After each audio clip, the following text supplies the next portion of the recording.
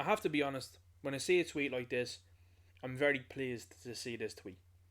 Before we jump into what I'll say this, the people of Ireland marched in Dublin on the 26th of April 2025 for two specific reasons.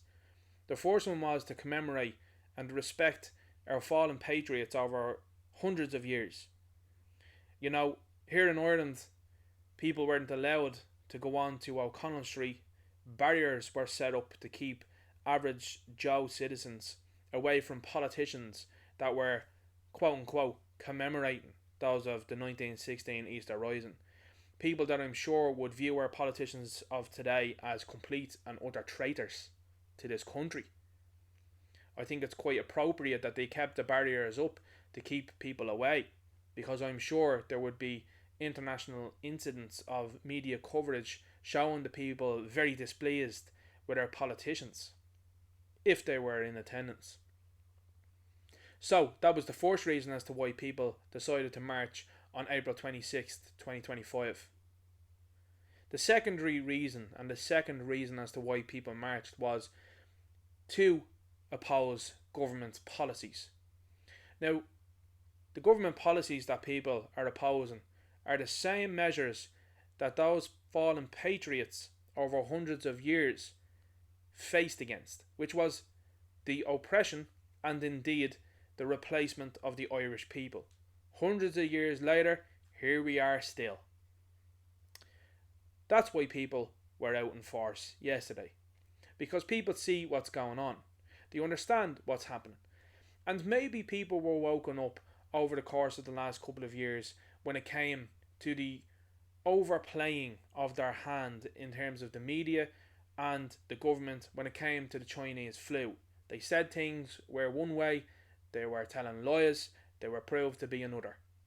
These people were having parties amongst themselves. Remember Golfgate? Remember the people that were involved in that? Remember how they told you you could buy a meal worth €9 along with a pint and you couldn't be infected? Remember that one? Remember when they decided to give contracts to companies with criminal histories and tell you to take stuff or else you couldn't go to a gym, a cinema, a nightclub, a restaurant? Remember that one? And remember at the same time they allowed BLM marches to occur here in Ireland. Remember at the same time how they allowed foreigners to be flown in to pick fruit here in this country, no one worrying about what status they were at. Remember as well how they decided to drop all of those measures pretty soon before that whole thing kicked off there in Ukraine, and no one was too worried about what sort of status people were at in those times. What I find funny about that is the second picture of the people that we are going to witness here in this video are the same people calling you a fascist, a racist. Very funny that, because these are the same people that were rabidly supportive of government fascism by locking you in your home, the ability to try and take you out of your home, which is what was signed into law, which is something that Michael D. Higgins did. And over the last couple of years, by the way, that's why the position of president is so important, because Michael D. Higgins obliged them at every hand's turn. That's why taking that position would be crucial and important. So you've had a lot of sinister behaviour from this government and the people that we are about to see in the second picture here. We're going to show you the second picture now in a moment. Here we have them here. The United Against Racism group. Goblins, if ever you've seen them. These people, Christy Moore was one of them supporting this sort of nonsense. It's all left-wing ideology. The same people, as I said and mentioned just before, that were rabidly interested in you wearing a mask, rabidly interested in if you had taken an experimental concoction from companies with large criminal histories. The same people that are now out in force because the media, along with the government, have whipped them up and have claimed that there exists a far right in this country. These people think they're heroes in the second picture. They think they're something of note. They are not. The people here in this first picture are absolute heroes. Fair play to each and every one person that turned up to the event that it was. A very clear message is being sent now to the government and media, and it's about to get larger. What I want to focus on today, as well as the congratulatory message that I'm giving here, I want you to focus in on what the media have done here and what they have shown themselves to be. So if you weren't already awake to the lies that are being told to you, maybe this is the one that wakes you up from your slumber. Because certainly it happened to a number of people a couple of years ago when the media reported on protests that occurred in town with regards to the restrictions that were on people over the Chinese flu and how they misreported the numbers that were in attendance. Sometimes they were telling you 200 people were in attendance when there was absolutely 2,000 people at that particular protest, and higher numbers at others. So what you see here is a tweet from Kerry Tara, and she says the first picture according to RTE is 5,000 people. Now RTE and other outlets that are out there are very media savvy and media literate, and here's the thing guys, for doing this a couple of years, so am I. Do you know what they do in these outlets to cover themselves when they make silly claims like that? Now my opinion is this is a genuinely held opinion. My opinion is this: when you see them make claims like 5,000, that's a number that they want you to lock in on and to think that that's what was there. In the articles that I've seen, what they've actually said is more than 5,000. Now I know you're thinking the same thing that I am, but why would you say more than 5,000 when it could be more than 10,000 here? Why would you say more than 5,000 when there could be 50,000 people here? Why lowball the number like that at 5,000 instead of just saying, well, probably 15,000, more than 15,000 at that? Do you see what I'm saying? But the second part of the statement is also very accurate too. So the first part of the statement, what they're looking to do is they're looking for people to hone in on the number 5,000 and say, not that many people there. Instead, there was loads of images, as you can see here from this particular image, and there was another image that came out, I think perhaps from the same person that was recording this as a video, and was like, there's like 50,000 people here, the person was saying. Now, unless it's a ticketed event or someone's there with a clicker counting every single person that turns up, it is difficult probably to guesstimate the numbers of people at these events. And sometimes you get the Gardaí caught up in these things that say there was 200,000 people at that, and you're going, yeah, okay, maybe there was 500,000 at it, but you know what I mean? Who knows? You know? So you got people on the ground that are saying these types of things, and then the media report something else. So as you see here from the rest of the tweet, do you see why people do not believe you, RTE? Now, RTE as an institution don't care. The government don't care. The media apparatus as such don't care. Why do they not care? Because they are getting funded to the tune of €1 billion. That's your money, by the way. That's taxpayers' money. That's money that's been taken off you to be given to these. Now, that's not the only money that's been absolutely wasted here in this country. You've got nearly 750 million, from what I understand, being absolutely splattered away to kips like Ukraine, whilst we're also then paying for their stay here in this country amongst the other people that are here in this country. So the 2,000 here that these people are saying here, and as you can see here, around 1,000 people have gathered outside the GPO. Now, I'm not someone that is a professional counter when it comes to people at protests, but I would doubt that there was even 500 people on the counter side of that protest.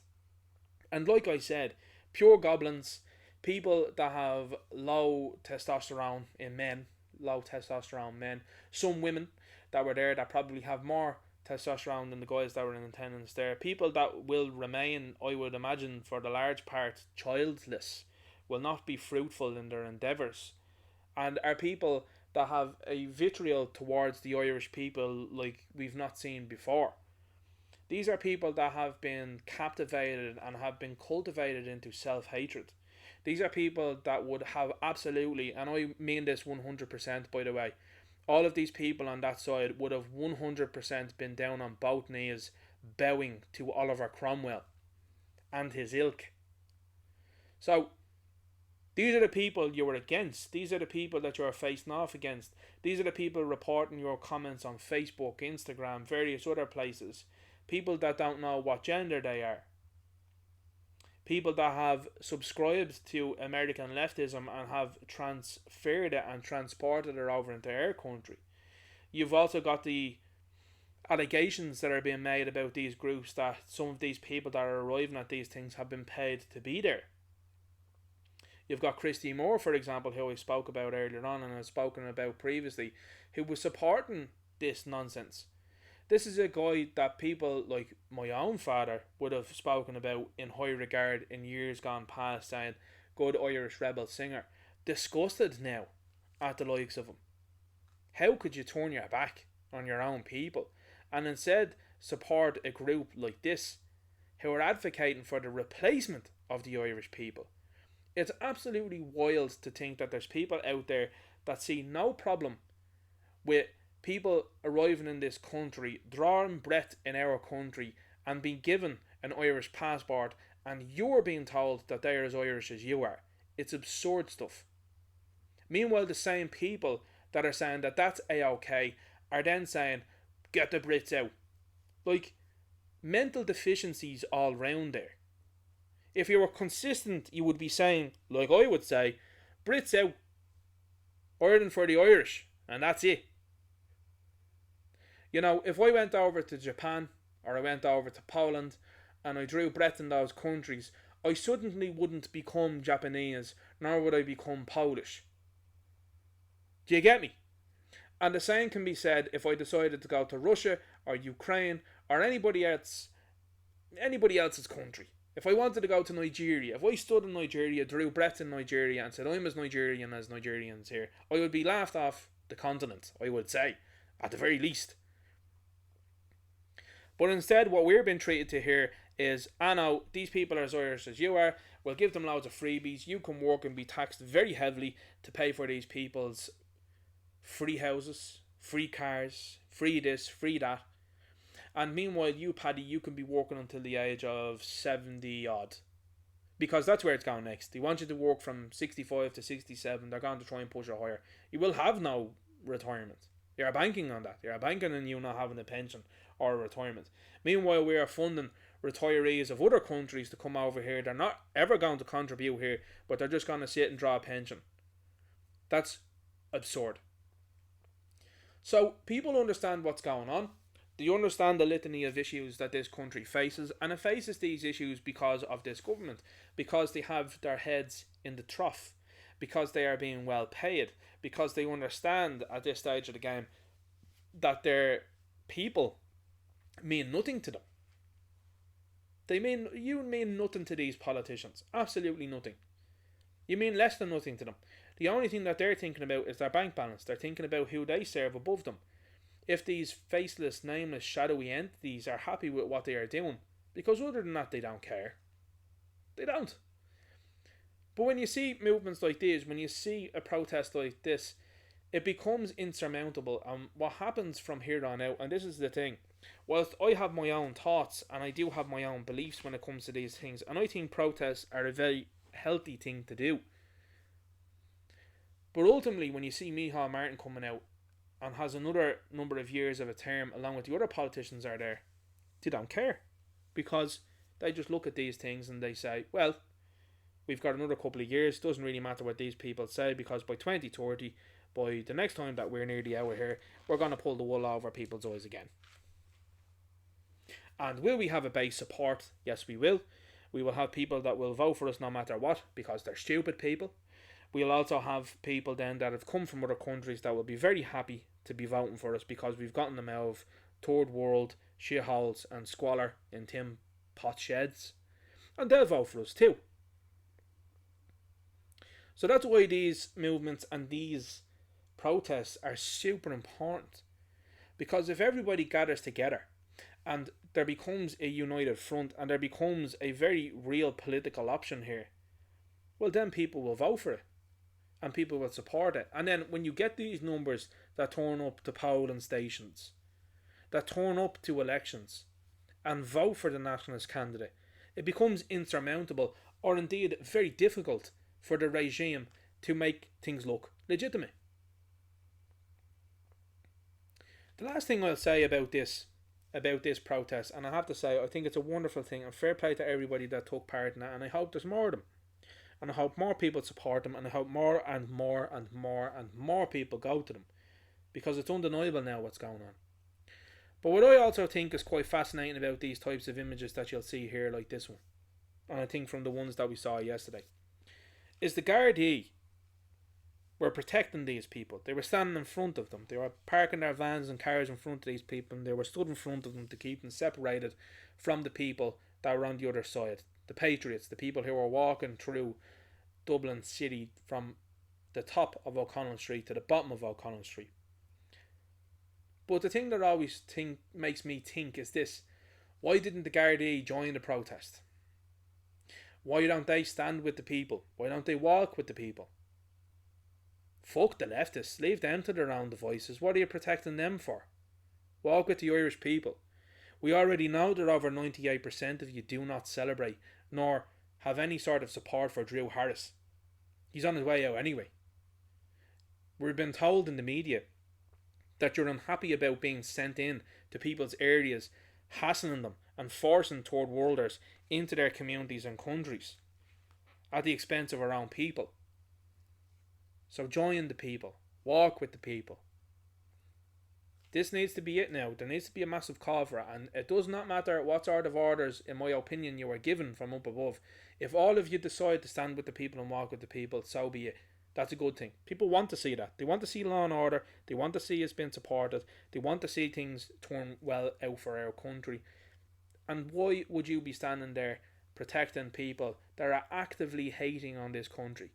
That are actively distasteful towards the nationalist cause, towards the one that you're supposed to have sworn an oath to. And I say that not only for the Gardaí, but I also say that for the army too, for the defence forces. Should be standing and walking with the people. What I don't want to see is just walking with NGOs and hanging around with them and hanging around with these far left radical groups that want us replaced. Because you're going to see more incidents that are upcoming as well and that have been shown where there's very violent individuals that have been let into this country that are not going to think about your welfare. They're not going to give a toss. They're coming from other places that have done heinous things. So, the time is now for everyone to stand together, and there needs to be a political solution for this to come to a head, and I think that that's going to be the presidency, and I do think that we got the right person in there, and I think it can rattle an awful lot of cages. And that's what needs to be happening in this country. And fair play to each and every one person that went out to that protest on the 26th of April 2025. Because this is the beginning of it. We've seen interviews now with some politicians, and these politicians are absolutely fucking rocked. Because when you get this number and volume of people out, and I just want to make this last point, because I think it's an important one. When you get this volume of people out, you double that, you triple that, you even quadruple this, the politicians are going to realise that they've got a large problem on their hands. And that is a heavy amount of people that are not voting for them. And then, as I said earlier on, it becomes very difficult because Micheál Martin was talking about the ballot box. We saw her at the ballot box. We'll see you at the ballot box. It becomes very difficult for them to then turn around and say the ballot box is legitimate. Because how the fuck could you have so many people like this out there? And again, like I said, double it, treble it, quadruple it. How could you have so many people out there and then not have one representative within Dáil Éireann that's speaking for you? It's not possible. Just isn't, in my opinion. And it won't be in the future, should more and more people join and gather in these types of protests. So let me know what you think in the comments down below. Make sure you like, share and subscribe. And I'll talk to you later. Good luck.